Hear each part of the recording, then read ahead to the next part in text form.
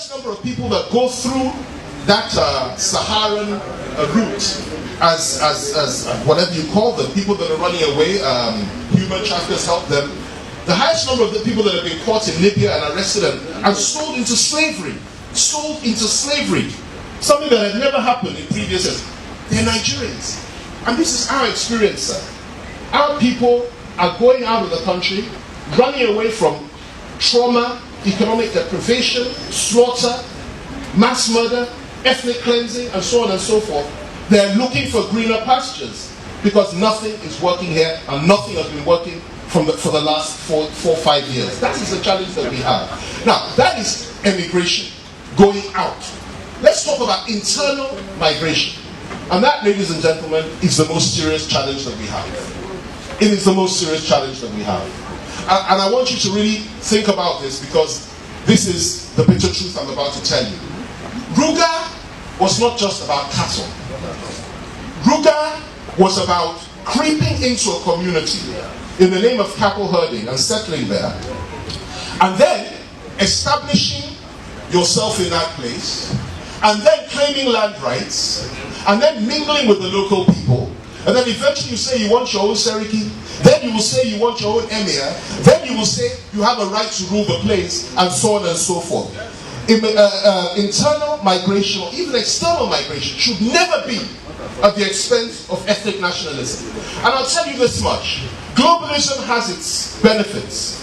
Full integration has its benefits. But Mr. President, sir, Mr. Chairman, I have to tell you that I am a nationalist. I am a nationalist. And I don't believe it's a dirty word. I don't think there's anything wrong with me saying that I, for example, if I were from here, that I am an Igbo man before being a Nigerian. I don't think there's anything wrong with that. I don't think there's anything wrong with me saying that I am an Anago before being a Nigerian. And I resent the fact that somehow I'm being told that I must only say that which is politically correct. We are under siege today throughout this country. The South is under siege. The Middle Belt has already virtually been captured.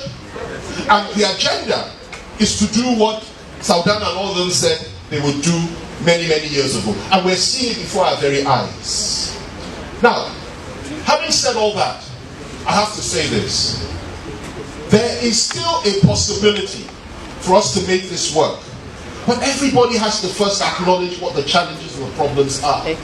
I am astounded that African leaders, people from outside this country that lead countries, like for example, Ghana, for example, who was my in-law, was married to my sister, Nana Akufo, a brilliant man, was at Oxford.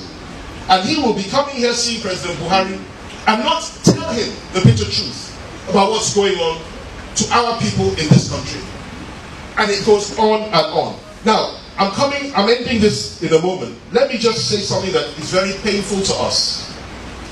Not too long ago, the daughter of the leader of Afenifere, and of course Afenifere is the heart of Anagolan. It's the heart of Ududua. Our elders, our leaders. It's an ephemeral concept. It's not something you elect anybody to do. These are our elders. This is the soul of the Southwest. We may not always agree, but these are men tried and tested over the years. Great men who have stood against tyranny. Many of them were killed. Many of them incarcerated. That's Afenifere for you. And Afenifere's leader, Baba Fasoroti, his daughter was slaughtered. His daughter was killed. Right in the streets of the Southwest by the usual suspects. And that is just one. Many are being slaughtered. I commend the efforts of the leaders of the Southeast. I commend the efforts of Ohaneze. I commend the efforts of the governors of the Southeast, particularly governors. I commend the efforts of all the leaders and others of the Southwest, because you've been so restrained. You've been so calm. You've managed the situation in a very skillful way. Had it not been for your restraint, this country would have burnt out long ago. I urge you to continue to be restrained. But I will tell you this. There is a tide that is rising. Not just in the Southeast, but also in the Southwest. It is also rising in the Middle Belt. It is an irresistible tide. The tide of nationalism. The tide of people saying that enough is enough. The tide of people saying that I have a right to live. I have a right to espouse my Christian values. I have a right to be who and what I am. I have a right to be a Southerner and be proud of it. I have a right to be a Middle Belt and be proud of it. I have a right to be a Christian and be proud of it. I don't have to accept your worldview. I don't have to accept domination. I don't have to accept integration in the name of political correctness. If you come to my yard and you kill my people and you burn my home and you attempt to eradicate my faith, I do not have a duty to welcome you and pray for you and say I will accept that in the name of one Nigeria. You don't have the right to tell me that. And I will acknowledge 3 sons of the East, nay, 3 sons of Nigeria that have stood up against this tyranny over the years in different ways and in different measure. I acknowledge Zik of Africa. Zik told Ahmadu Bello when the tensions were very high in the early 60s, he said, let us forget our differences. Ahmadu Bello said something which is very instructive in response. He said, no, let us understand our differences. That's a very weighty statement to make. I'm saying let's forget our differences, like so many people say today. Let's forget our differences. Doesn't matter what has happened to us. Doesn't matter what they did. Doesn't matter. We have no honor, no shame, no nothing. They can kill us, they can rape us, they can do anything. We'll accept it. Let's forget our differences. And he said it at a time when that was not happening, well before the Civil War. Okay? The man said, no, let us understand our differences. And what he meant by that was this. Look, listen, my worldview is different to yours. My worldview is not what you think. My worldview is that Arewa for the Northerners and the rest for the Northerners. My worldview, and he said it to the BBC, I have it on YouTube right now. He said, we would rather employ foreigners into the Northern Civil Service than employ Igbos. Because whenever you put an Igbo anywhere, they want to take everything and keep it for themselves. He said it openly. That is his worldview. And he was telling him, listen, we disagree, we are different. If you're not prepared for me to be the dominant one, the one that is going to rule over you and take everything from you and dominate you and destroy you and kill you and do all these other things to you, if you're not going to accept that, then we have no deal. That's the narrative of what he said. And that's what we are facing today. Now, let me say, I said 3 sons of the East. The first was Chief Nnamdi Azikiwe, the great Zik, Zik of Africa, who, like I said, tried his best. Let us put aside our differences. That statement says it all. He tried his best. The next person was the great Dim Chukwuemeka Ojukwu, who not only spoke, but he acted when he needed to act. And he stood when he needed to stand. In the face of genocide, in the face of mass murder, in the face of ethnic cleansing, he stood for his people. No matter what happened in the war, the Southeast fought a good fight. And a true soldier will tell another soldier, regardless of which side they fought on, that I honor the fact that you stood for something and that you fought like a man for a principle.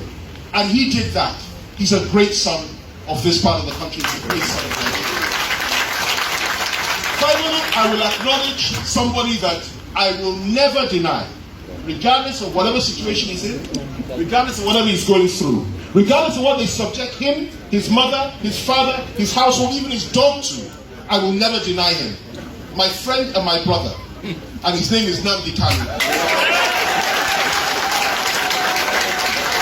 I tell you this, in order for us to have peace in this country, I urge you, I implore you, I beg you in the name of God, leaders of the Southeast, I beg you people in the Southeast, let us try our very best to talk to them at the center to be fair and equitable. If you can achieve that, the rising tide will be stemmed. If you do not achieve that, I speak to you by the power of prophecy today, and I do not wish Nigeria ill. Never. I've benefited too much. For 3-4 generations, my family have benefited from Nigeria. We love Nigeria. But I'll tell you this, if this does not stop, I see a very grim future for this country. I see a situation where people like myself will be swept aside, and they'll say, you've been talking for too long. No more talking. No more talking.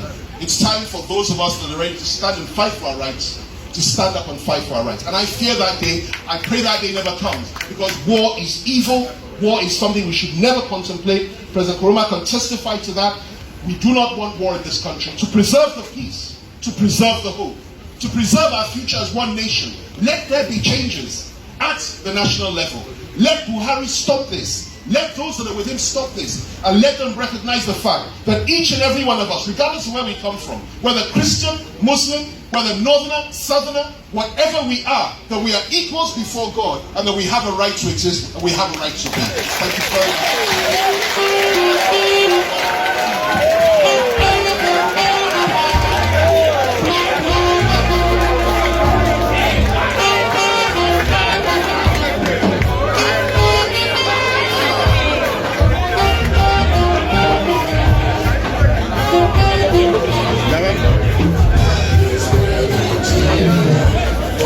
Which way Nigeria? Tell me which way to go.